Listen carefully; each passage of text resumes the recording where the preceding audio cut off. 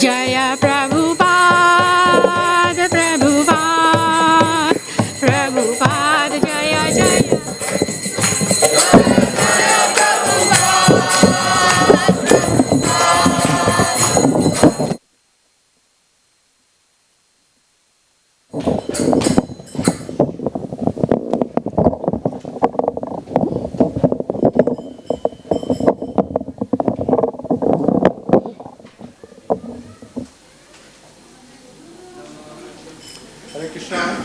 Small announcement and request, please turn your phone off or on silent.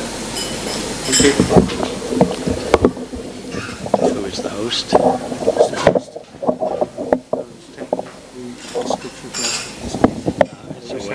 What do you want me to do?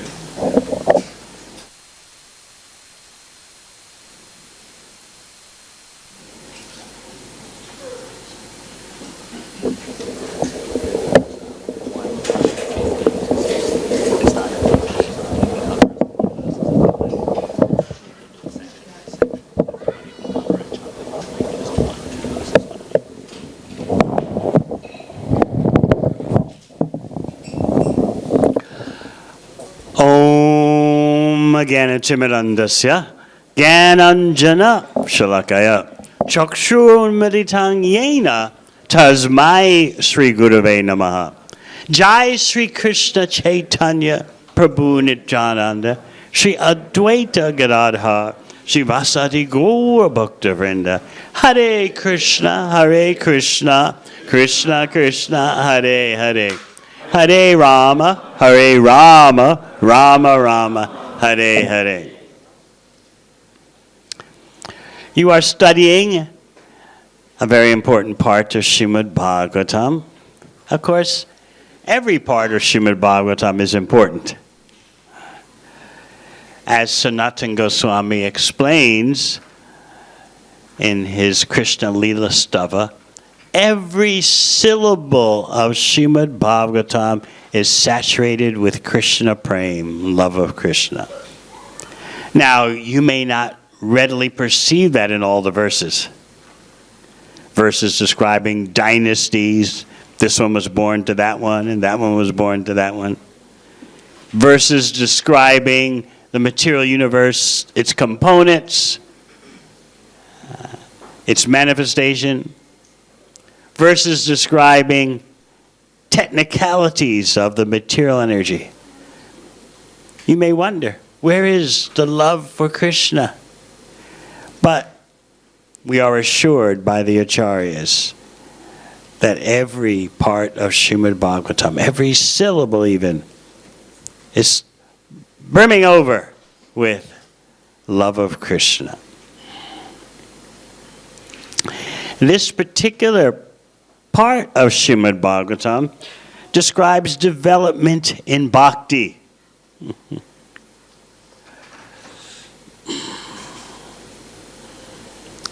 Certainly, an intelligent person is concerned how to cut the chain of karmic reaction. Because that's what's affecting you. That's what's dictating to you.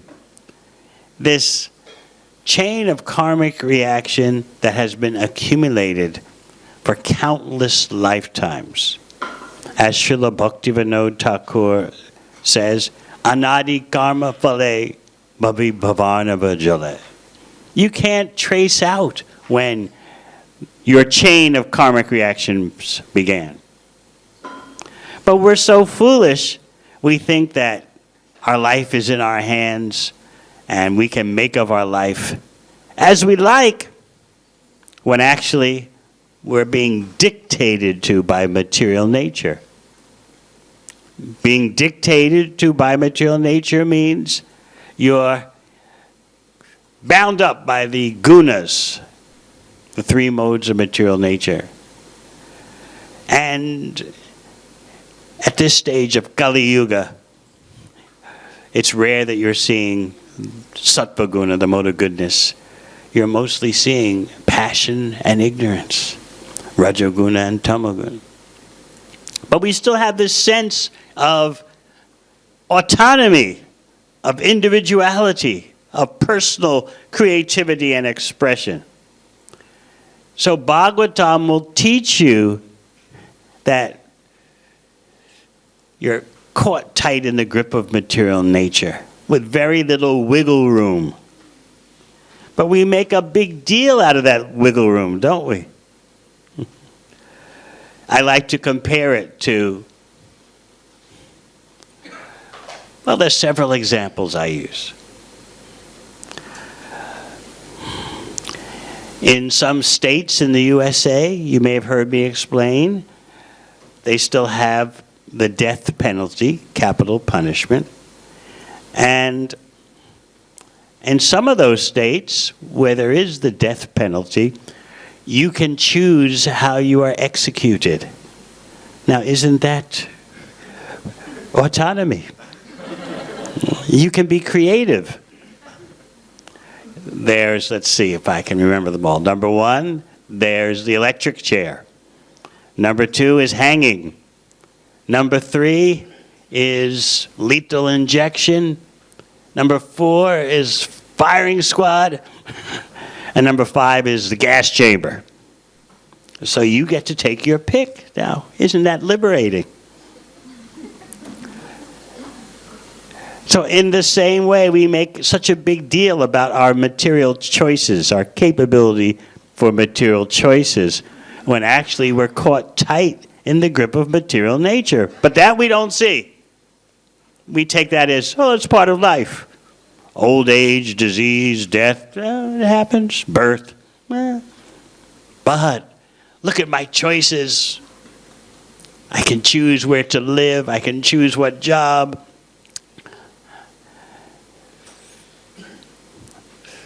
I can choose what I wear. I can choose where I go on holiday. I can choose what car I drive. What's the problem? So we make such a big thing out of incidentals, and we fail to see the overall grip that we're caught in. So what else can you do if you're on death row? They don't have capital punishment in Australia, do they? No. So if you're on death row in the USA, in some states, you can choose your last meal. Isn't that great?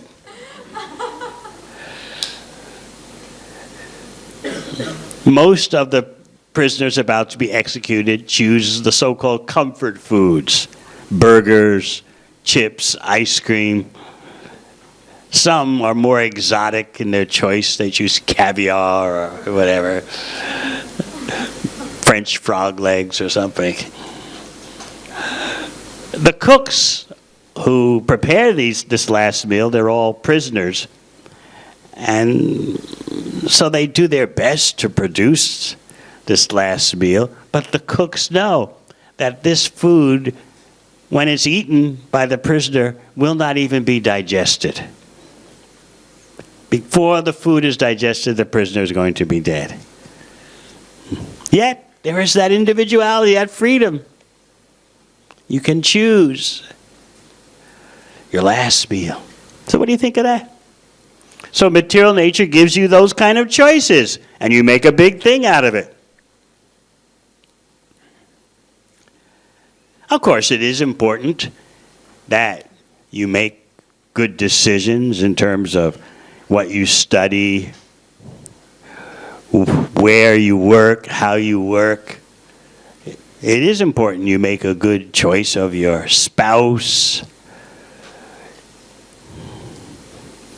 But while doing that, we shouldn't forget the overall picture, that we're caught tight in the grip of material nature, and we're experiencing chained actions and reactions.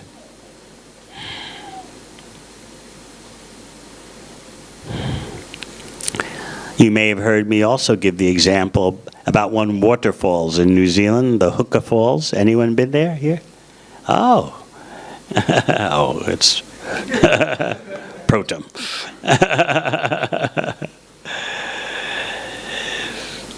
There was a expert canoeist who decided to ride his canoe over the Hookah Falls.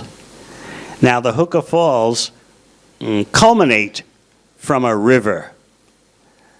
The river is flowing for whatever kilometers, and then the river goes over the falls and bottoms out into another river. So this canoeist decided he would start paddling his canoe on the river. And then he would go over the falls. How and why he got such an idea, no one knows. So you can just imagine how he's looking, canoeing on the river leading up to the falls.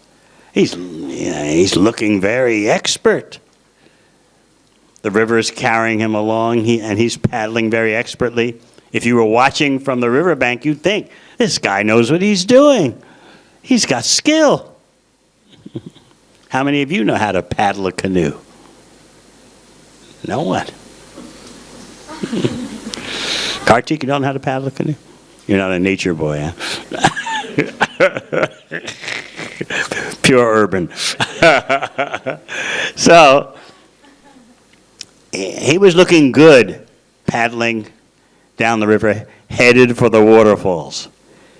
And then, what do you think happened when he went over the falls? He was thrown out of the canoe. He's struggling at the bottom of the waterfalls. And this is in full view of busloads of Japanese tourists. So what would you focus on if you were on one of those tourist buses and you were watching this? What would you think? If you looked through the vision of how we live our life, you'd say, as you're watching him struggle, oh, look at his style of struggling. Look at his individual personal expression. Look at the swimming attire he's wearing. I wonder what brand it is. Is it Billabong or what? Nike or what? And look how he's gasping and spitting out water. He's got his own individuality. And he went down under the water and came up 2 minutes later, a new world's record. Now his head is above the water, he's gasping. We've never seen anyone show such personal individuality before. Would you be saying like that? No. What would you be thinking? Huh? You were going to jump into the bottom of the waterfall and no, you'd be thinking he's finished. But if we would analyze life in that way, you would all become depressed. Swami's telling us we're finished. No, you want to hear upbeat information, right? You're going to be successful. All your desires will be fulfilled. If not all, but most of them. You're going to get mostly what you want. And it's going to satisfy you. It's going to fulfill you. As for when it will end, don't worry about that. It's not important. Just enjoy the moment. And feel the appreciation and compliments from others. Right? Why should you think about what Krishna talks about in Bhagavad Gita? Janma, Mrityu, Jara, Vyadhi, Dukkha, Doshanu, Darshana. One who is actually intelligent, who can actually see, is aware of the real problems in life, the overpowering realities of birth, death, disease, and old age. So these verses in the first canto are showing you how to become free from that grip of material nature. So this is the greatest information to give to yourself, to your families, to your acquaintances, how to get out of the grip of material nature. Just like she was saying about the canoeist struggling at the bottom of the waterfall. He's dying. He's finished. But she's saying, help him, help him. Well, how? You can't. But how can we help persons caught in the grip of material nature? We can. And that is the inestimable value of Srimad Bhagvatam. By hearing it, you can escape the grip of material nature. So this may be hard for us to accept. Just by hearing, I get out of illusion. So that's why these verses are important. They show you the impact of hearing about Krishna, especially those who are eager to hear about Krishna. So you all know what it's like to be eager for something. What have you been eager for?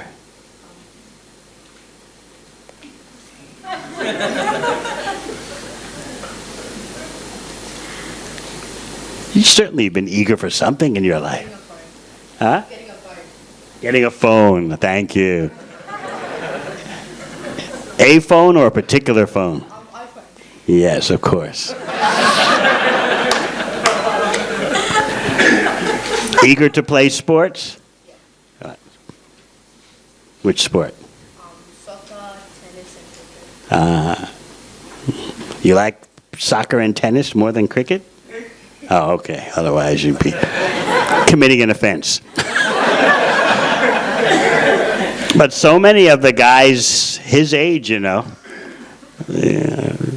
parents coming from India, but the guys his age, they don't like cricket. They like basketball. That's in Melbourne Temple especially, all the guys his age, basketball. In any case, you're eager to get an iPhone. You're eager to play a sport. Eagerness has a great role in spiritual life, not simply material life. And that's what these verses are about. Srimvatam Sakata Krishna Punya Shravana Kirtana. Those who have developed the urge to hear about Krishna, to hear the katha. Hridyansto Hibhadrani Vidunoti Suhit Satam. Krishna within the heart, as the supersoul, personally cleanses the desire for material enjoyment from one who has developed the urge, the eagerness to hear about Krishna. So in bhakti, attitude is very important. We want devotees with attitude. That means who have the urge to hear about Krishna, the yearning to hear about Krishna, the eagerness to hear about Krishna. For them, Krishna especially takes notice. Wouldn't you do that as a person if someone was eager to hear about you? You would take that person more seriously. That's the way personalism is. So Krishna, Swayam Rupa, the Supreme Personality of Godhead, takes very seriously devotees who are eager to hear about him. And he reciprocates. So this verse is telling you how Krishna reciprocates. We're talking particularly here about text 17. He reciprocates by cleansing the heart of the desire for material enjoyment. So hearing about Krishna is so therapeutic. It erases the material desires and revives the spiritual desires. So this is how you escape the chain of action and reaction. Previously, in text 15, we heard, Yara nujasina yukta karma granti nabandhanam chindanti kovidas tasya kono kuryat kataratim. With sword in hand, intelligent men and women cut through the binding knots of reactionary work, karma, by remembering the personality of Godhead. Therefore, who will not pay attention to his message. In other words, the message of Krishna, spoken by him in Bhagavad Gita, presented by his devotees in Srimad Bhagvatam. That message is dynamic. It does things. It's not theoretical or mythological or abstract. Hearing about Krishna transforms your life. We have to be careful in the hustle and bustle of our daily life that we don't neglect our hearing and chanting habits.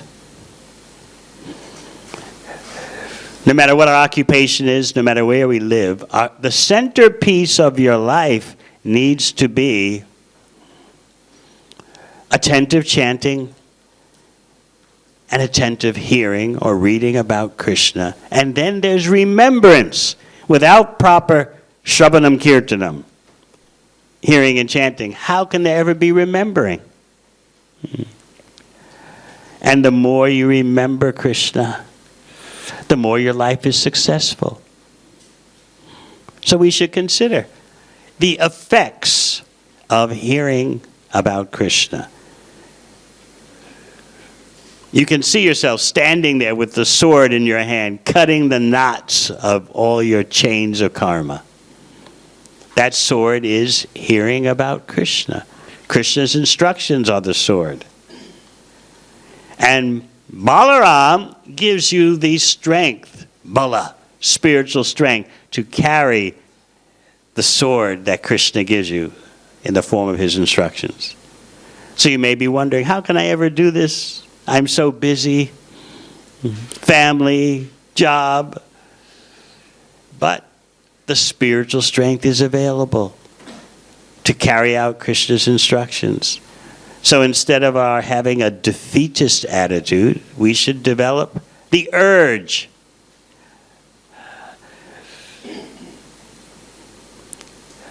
Especially the Western world is all based on urges. Whatever you feel, you should act on that. But no one knows what is the beneficial urge. In India, even still today, there's a big emphasis on do your duty. Honor your commitments. In the Western world, what is your duty? What is your commitment? To your urges. That's it. You have a vow to carry out your urges whenever you feel them, however you feel them. That is your only duty. So sometimes when I'm speaking in India, I compare the Western world to the Kama Sindhu, the ocean of material urges. And India is, well, it's changing, but for centuries India has been the Kama Bindu. Just one drop. No need to drown in the ocean of Kama, but a drop here and there.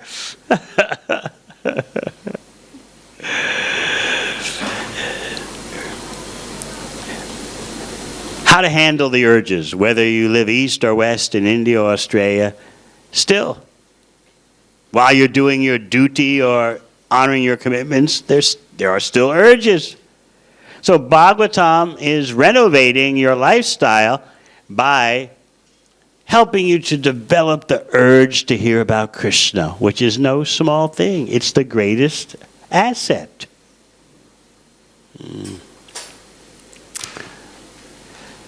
So we're dealing with the chain of karmic reaction, how to cut through it.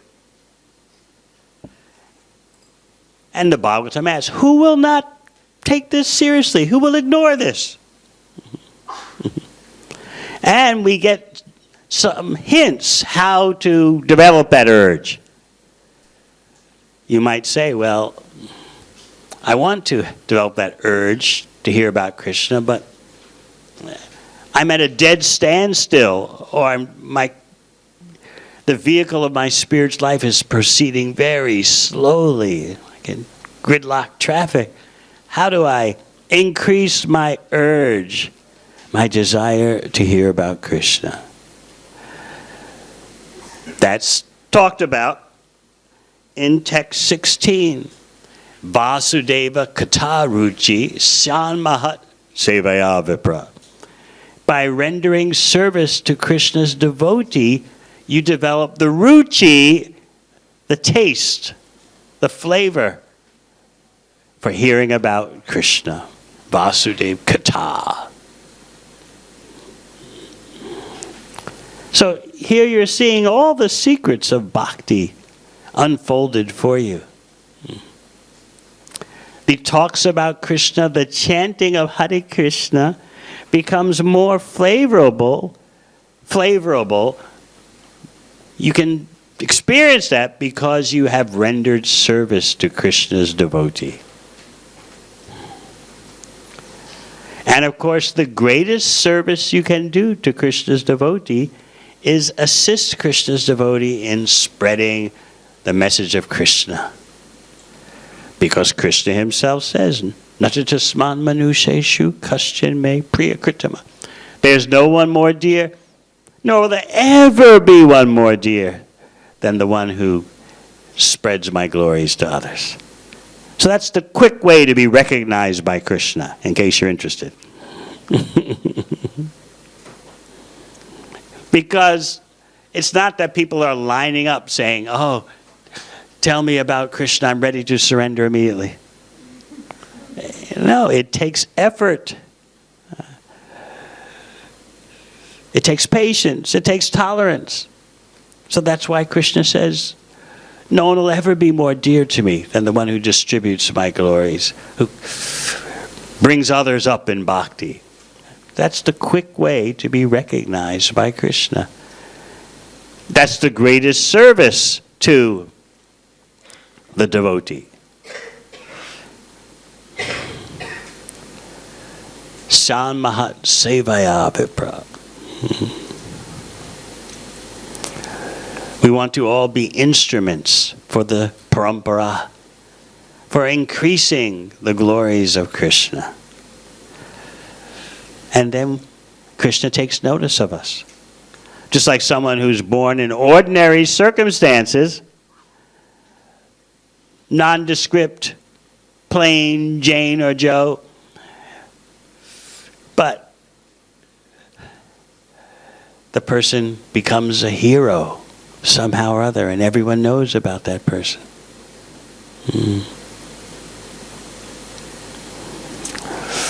So, by distributing Krishna's glories to others, you have a chance to be a real hero. And Krishna will reciprocate with you by giving you increased taste for his glories. So let us remember this point about developing the urge, the enthusiasm, the eagerness to hear about Krishna. That's how Krishna is your benefactor. He wants to give you the salary of ecstatic love for him. So this chapter describes the stages of development. Getting rid of the dirty things in the heart, becoming established in goodness, and then going to Vishuddha Sattva, pure goodness. So this is how the bhakti progress can be understood. There are various stages, and you can see your progress. You can see your progress if you're rising the corporate ladder, or if you're going to the university for this degree, then that degree, then that degree. You can see your progress. Similarly, Bhagavatam in this chapter is giving you the way to see your progress in bhakti.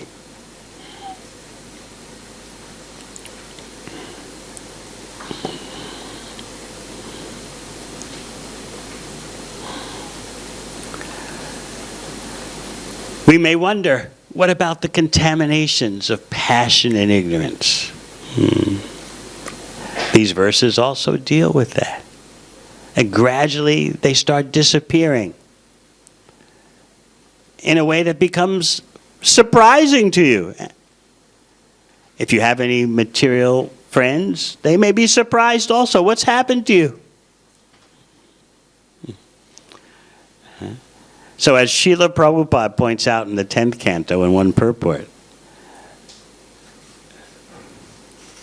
the non-devotees are surprised. How have you forgotten material desires? They're so important. What's wrong with you? You've forgotten.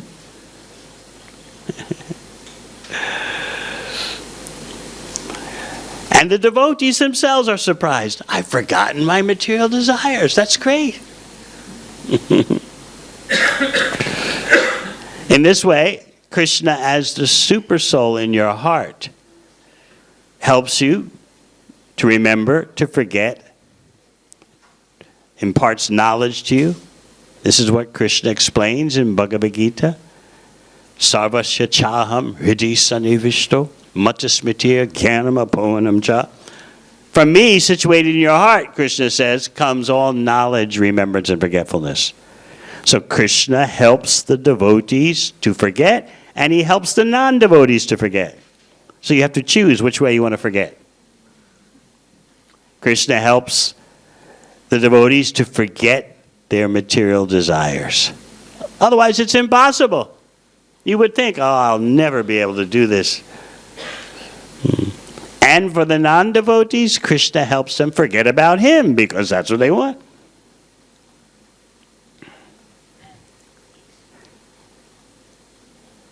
Sometimes you may wonder, persons come to the society of devotees, then they just disappear. They didn't properly take up the therapeutic process and did not develop the urge or maintain the urge to hear about Krishna. So gradually, they manifested the artificial desire to forget Krishna. Krishna fulfills everyone's desires because you have tiny independence. Krishna, as we often explain, doesn't force anyone to be his devotee. Force means no love.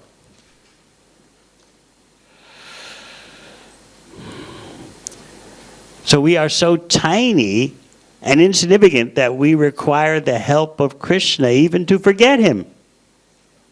What to speak of to remember him. Yet we think we're so expert, so powerful, so experienced. What can we do on our own? We can't forget our material desires on our own. We can't even forget about Krishna on our own. He has to help. Okay, you want to be first-class demon? I'll help. You'll never know what is me.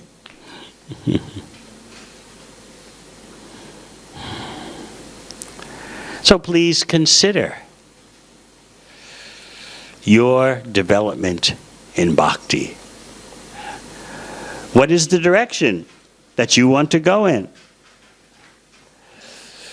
Don't take for granted the all-important aspects of devotional service, chanting, attending Bhagavatam class. That's also mentioned in this series of verses. Nasta prayeshu bhadreshu nityam bhagavata seva. By regularly attending Bhagavatam class and rendering service to Krishna's devotee, especially one who has no other desire than to satisfy Krishna. The troublesome desires in the heart almost completely vanish. Now, you may wonder, why does it say almost completely vanish? Why not completely? Because this sequence of verses is describing the gradual progression up. So it's pointing out a particular level. It's not that if I regularly attend Bhagavatam class, I'll almost become completely purified, and that's it. Progress will stop there. No. These verses are in a sequence, and the next verse will describe how you completely destroy everything inauspicious because you're on the platform of pure goodness, Vishuddha Sattva. Evam prasana manaso bhagavat bhakti yogata bhagavat tattva vigyanam mukta sangasya jayate. The next verse talks about being established in pure goodness, not just a mode of goodness. Then you're actually happy in Krishna's service. So it gives us confidence to see the whole bhakti process explained before us. You don't see any verse here in Bhagavatam where it says, just believe in Krishna, that's it. No, you see the whole bhakti process unfolding before you. And in this way, your life starts to become glorious. Although a devotee never thinks he or she is glorious, the fact is we should be proud that we have an opportunity to serve Krishna. Not proud of ourselves, but proud of the opportunity to serve Krishna. I am so proud that I can engage in Krishna's service. Not that I am proud of my own abilities, but I'm grateful, even to the point of being proud, that I have Krishna's service. That means you take pride in devotional service and you take pride in Krishna, not yourself. For ourselves, we feel unlimitedly fortunate. How did I get this opportunity? How many lifetimes has it taken? How did I somehow or other emerge from the ocean of material complexity and chained reaction and have an opportunity to serve Krishna?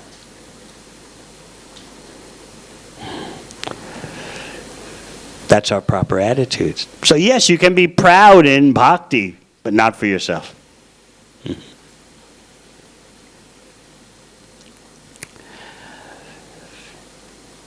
So please study this sequence of verses. And by the way, in case you don't know, this first canto of Bhagavatam is very important. Srila Prabhupada said that he didn't know if he would be in this world long. And so therefore, in the first canto, he said he put everything you need to know in the first canto. So if you can't read the whole Bhagavatam, you think, because you're too busy, at least read the first canto. And hopefully by reading the first canto, you'll develop a taste to go further.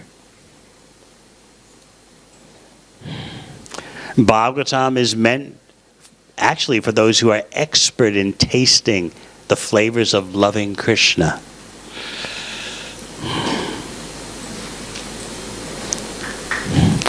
So if you keep reading Bhagavatam, gradually you'll become more and more sensitive to those flavors of loving Krishna. That's why Lord Chaitanya has said, before you are liberated, read Srimad Bhagavatam, and after you are liberated, go on reading Srimad Bhagavatam. So all of you here who are after liberation, already liberated, still you should read Srimad Bhagavatam.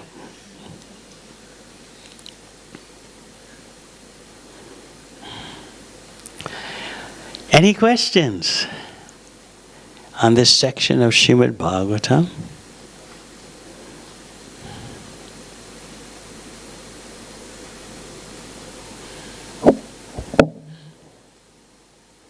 I assume that you all have been studying these verses? No, huh?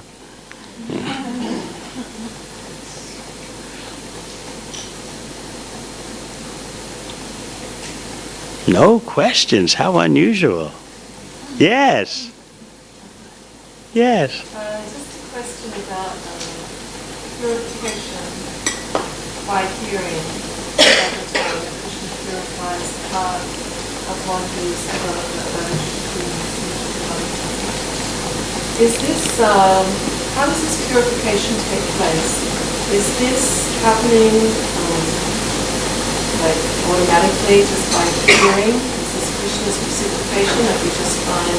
It's a personal thing. Krishna is not a mechanism. He's in your heart. He says in Bhagavad Gita, Tesham aham evan. Tesham evanukam partam aham ajnana jamtama. Out of compassion for you, I, Krishna says, within your heart, will dispel the darkness of ignorance with the torch of knowledge, Jnanadeep. It's a personal thing, done out of personal feeling for you, the devotee. It's not a mechanical, abstract process. And as we heard, especially if you please Krishna's devotee, Krishna takes special notice. That's why Bhaktivinoda Thakur says, Krishna se toma, Krishna dite pa. I'm running after the devotee shouting Krishna, Krishna. He doesn't say he's running after Krishna directly. It's more productive to run after the devotee and shout Krishna, Krishna.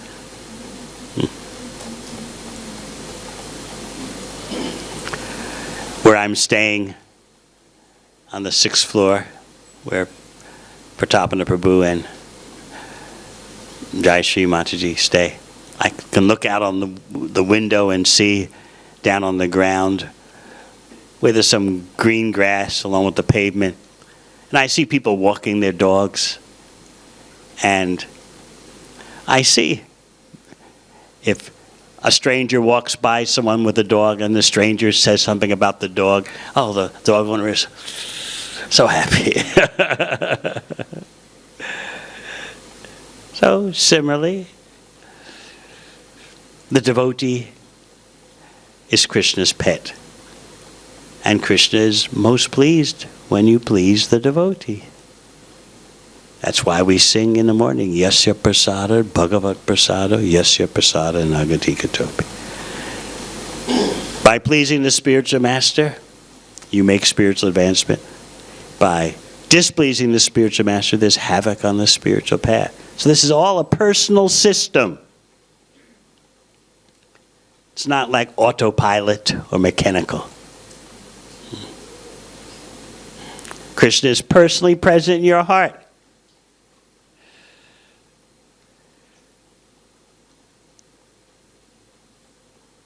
He wants to reciprocate with you. He's more eager for us to go back to him than we are. It takes a while to understand. Sometimes we may even think, oh, Krishna, you've made the process of bhakti so hard. It sounds so wonderful, but it's so difficult. Hearing Bhagavatam teaches you how to depend on Krishna in all circumstances. And with that kind of knowledge, you see the bhakti process is doable.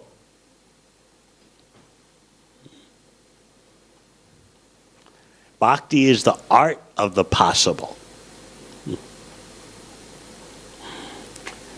Under proper guidance, with proper guidance, everyone can devise their life in such a way as to make spiritual advancement.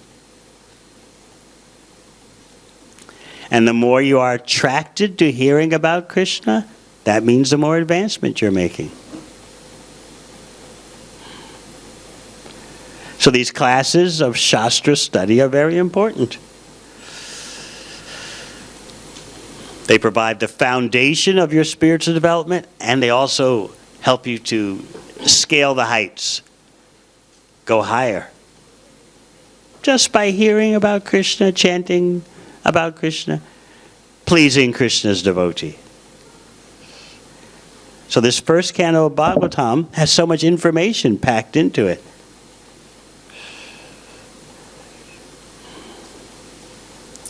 So if you really think you have no time to read so many books, at least read Bhagavad Gita, first canto. You should have more time though. I have seen that by making the time to read those books, suddenly you realize, I want to read the others.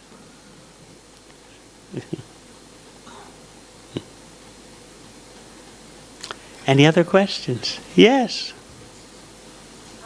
You said that we should not be proud of ourselves, but of the opportunity to serve Krishna. Yes.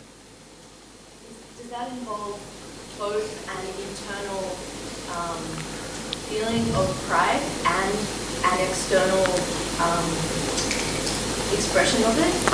What do you mean by external expression? Like, I don't know, thinking how I can be more proud of. Here, I'll tell you, just for you. When you read Chaitanya Charitamrita, have you started reading that? Excellent.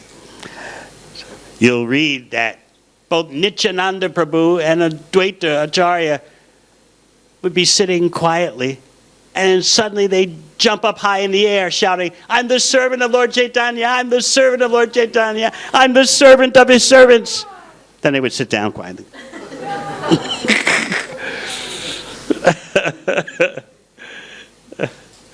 What do you think, Kartik? Can she try that? Suddenly, jump up in the air. "I'm the servant of Lord Chaitanya. I'm the servant of Lord Chaitanya. I'm the servant of his servants." That's pride. Pride in the opportunity for serving Sri Chaitanya Mahaprabhu, who is Krishna himself, in the role of his own devotee, distributing bhakti to everyone. Yes? You mentioned about the quality called Sritikshana for a devotee, for preaching devotee. After putting in lots of effort, when the devotee turns back and leaves Krishna conscious movement, you feel so let down and hurted.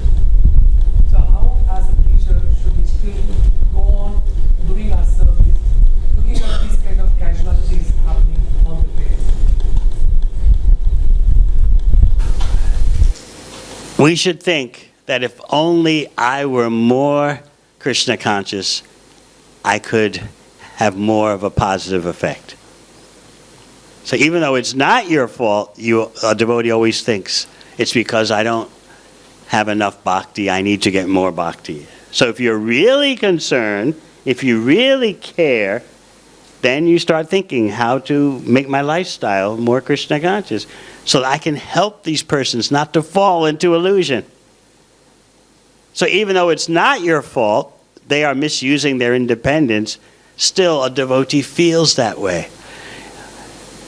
If only I were more pure, I could rescue them and keep them from destroying their life in the forest of illusion. So then you start looking at elements of your life that you could improve on. Things that you could get rid of in your life that are not so Krishna conscious. Things you could add to your life that are more Krishna conscious. All for the sake of helping others. So that's the glory of doing Lord Chaitanya's mission. You become realized in the need for further advancement. This is Prabhupada's managemental psychology, as he explained it. He said every devotee should have a service that requires some extra effort. Because when doing that extra effort, you naturally think, unless I become more pure, I can never do this. So, in that way, your enthusiasm for following the bhakti process is maintained and increased. Otherwise, if you just stay in your comfort zone, you become a bit slack. Oh, it doesn't matter. I tell the people to do this even though I'm not doing it myself. I am saying the right thing, but even though I'm not doing it myself. But if we're properly approaching our devotional service, we're thinking, how can I become more pure so I can have more of an effect on these people I'm trying to help? It's because I'm not pure enough that they are not remaining in bhakti or coming to bhakti. Then again, as I said, it's not your fault, but a devotee always thinks like that.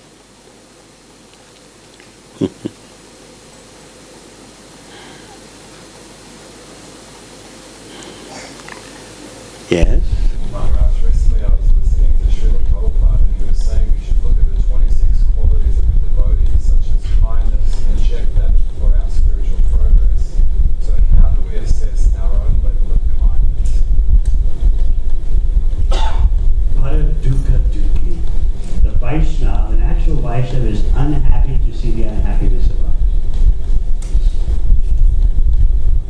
spirit-like beings, you're happy to see others miserable. Oh, more for me, less for you. Spiritual-like beings, you take the suffering of others very seriously, so much so that you want to become qualified to do something about it. So there's no greater kindness than distributing Krishna's message to others. That's why Krishna says, no one will be more dear. No one will ever be more dear. No one has ever been more dear. That's the greatest kindness. And therefore we glorify Sri Chaitanya Mahaprabhu, Namo Mahabharanyaya, Krishna Prema Pradaya.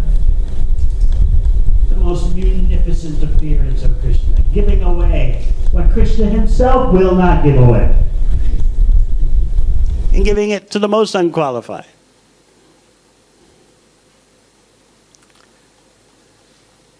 Yes. I'm not sure if I'm a devotee or not. Because Neither am I. But I aspire to be. yeah, but what I've noticed is that from last 3 or 4 weekends, every Saturday morning I would come here and listen to the scriptures and I quest for wisdom. What is happening? Because I do not chant, I do not do. Not yet. Yeah. So it's a question I ask myself every Saturday morning because I do have a guru and I go very, very religiously. So I understand the love. I felt the love for Guru in my heart. But this is new for me and I still feel compelled to come here every Saturday morning. Very good. Keep coming. So Guru represents Krishna. Whatever Krishna says, the Guru says. So you're welcome to come here and hear the pure message of Lord Krishna. And we'll see what happens. You could be doing so many other things on a Saturday morning. You could be still asleep, right? Cleaning your house or something. Going shopping. Retail therapy. But instead you're coming here weekend after weekend. Why? Because of the pure message of Bhagavad Gita and Srimad Bhagvatam, which will actually produce a change in you. It will actually produce a heart transformation.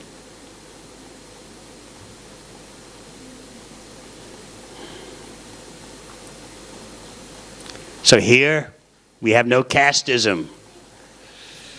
Everyone is Krishna's devotee.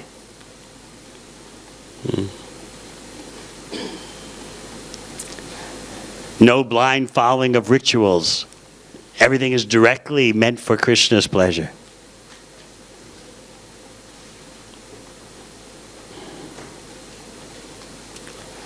So we're happy that you're coming here every weekend. Thank you. Yes.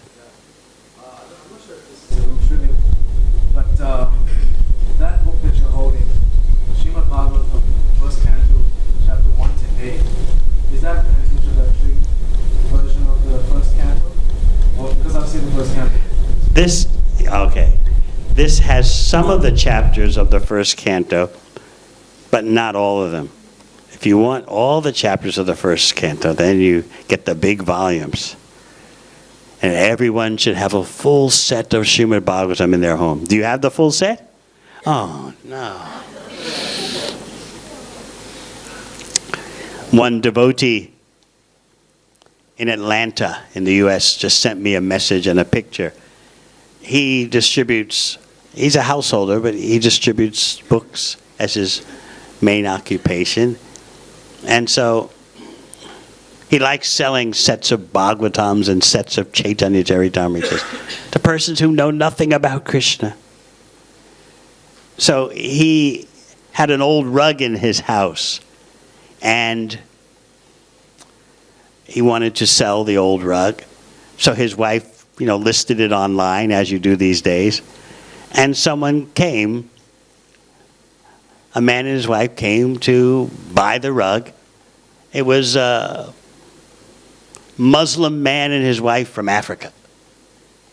He was all decked out in his Muslim attire, but then this devotee said, oh, by the way, now that you're looking at the rug, I have this set of books. And so the man and his wife, they knew nothing about Krishna. They had come to the house to buy a rug. They bought the full set of Srimad Bhagavatams. Yes, I can show you the picture. He's got his Muslim hat on, the beard, and the wife has, the head covered and all that kind of thing. And there they are smiling with a set of Bhagavatams. So yes, please get a full set of Srimad Bhagavatams. Every home needs one, because that is the literary presence of Krishna in your home. It's a deity. Okay? Yes. Regarding service, service is important to develop the affinity for hearing the message of Vasudeva. But when we are given service, we also have a feeling that we want to do it properly, and sometimes we feel unqualified to do a service. So how to develop the proper mood? Because we also want to do the service, but somewhere we feel unqualified as well. So It's good to feel unqualified, but at the same time, we're serving Krishna. We should try to become as expert as we can. And we know that we can do that by Krishna's grace. But we make an effort. Whatever service you're doing for Krishna, become as best as you can at doing it. Not that, oh, I'm so fallen, so that's just the way it is.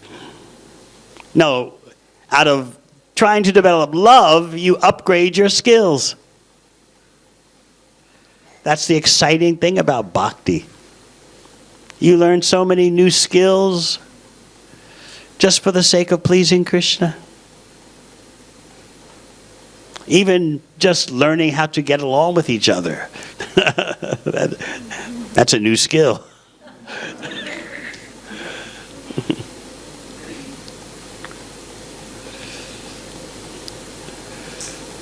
So part of rendering devotional service is to be expert. It's like Sanatana Goswami talks about humility. He explains that someone who's actually humble thinks I'm worthless, I have no abilities, but all the other devotees think, look, he's doing so expertly. That is real humility. Not that, oh, I'm so fallen, I'm useless, and therefore everything I do is going to be useless. No. The devotee thinks he or she is worthless, but all the other devotees can see you're doing so expertly. It's hard to put those two things together. This is Sanatana Goswami's definition of dainya, humility. Everyone else thinks you're completely expert, and you think about yourself, I have no abilities. It's hard to imagine, isn't it? But the spiritual qualities are inconceivable on the material platform. So, in conclusion, I'm happy that you all are studying this first canto, and everyone should have a Srimad Bhagavatam set in their home, at least. Then we can talk about Sri Chaitanya Charitamrita. Yes, you have Srimad Bhagavatam in your home? Huh? Okay. Then you can ask a question.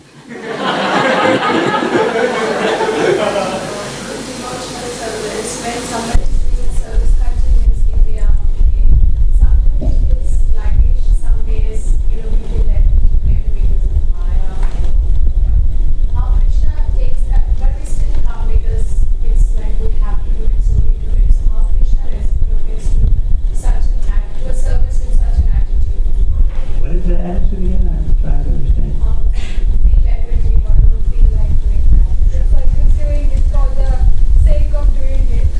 Well, that, at least you've got your foot in the door, but it's not very affectionate, is it?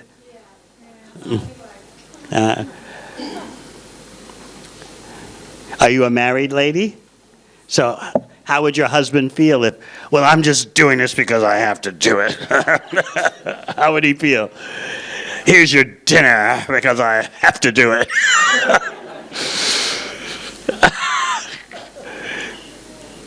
But if you want to enliven anyone, you say, I'm doing this out of heartfelt appreciation. I'm so happy with this opportunity to do this for you. What if someone told you that? Oh, you'd be so happy, right? No, Krishna is a person. That's my point in giving such an example. Krishna is a person. And even if we're feeling like I'm just doing this because I have to, we should pray for a higher level of bhakti. I want to love this. This reminds me of the first couple of years I spent in devotional service as a Sankirtan devotee, a book distributor. It was very hard for me. I actually didn't like the service at all, but simultaneously I was determined to love it. I was always thinking, why can't I have a nice service back at the temple? Be there when the Maha comes off the altar.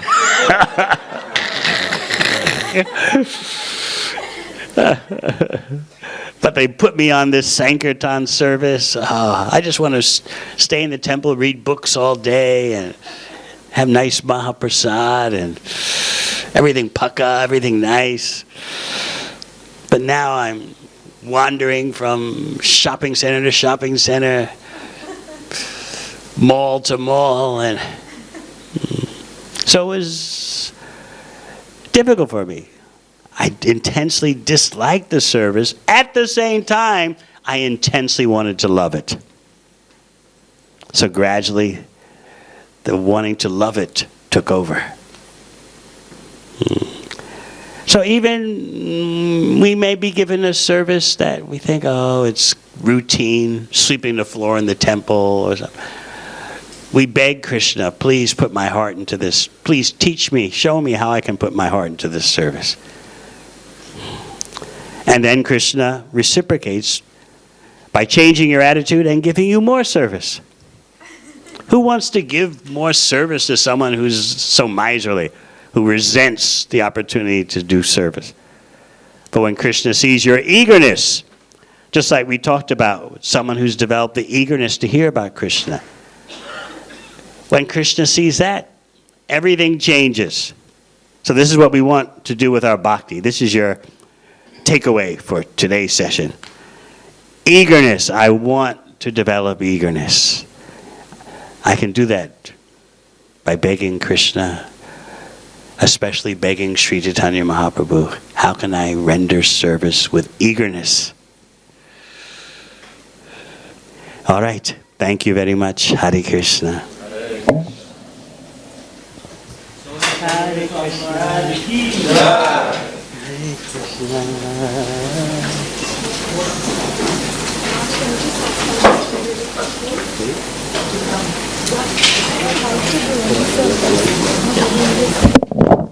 Hare Krishna.